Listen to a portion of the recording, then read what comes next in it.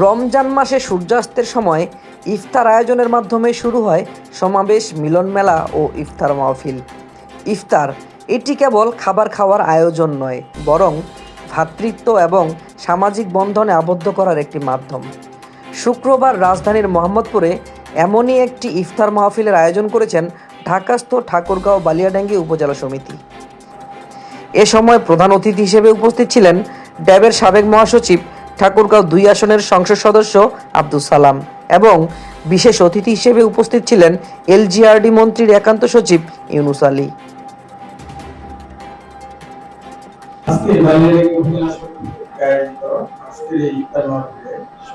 সভাপতি, সাধারণ সম্পাদক সহ তথা হরিপুর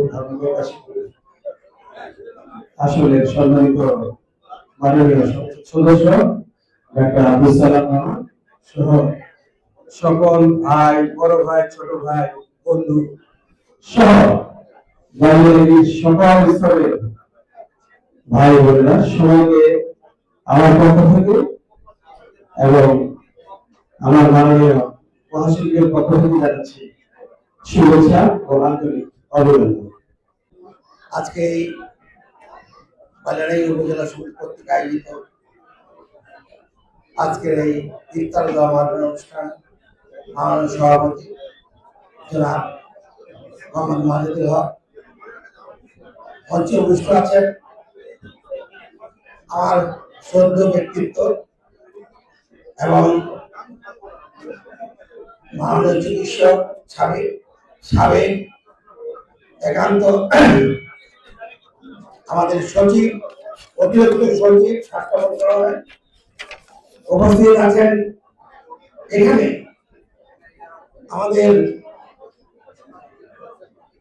আমার কাছের মানুষ, কিন্তু পরিচয় বেশি হয়নি, আমাদের জনাব ব্রিগেডিয়ার আলিমাল রাজি, আমার সদ্য বড় ভাইয়ের ছেলে,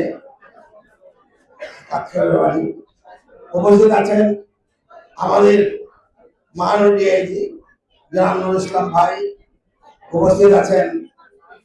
আপনাদের অতি পরিচিত আপনজন আমার আত্মীয় জনাব প্রকৌশলী ফজলুর রহমান উপস্থিত আছেন। এখানে আমাদের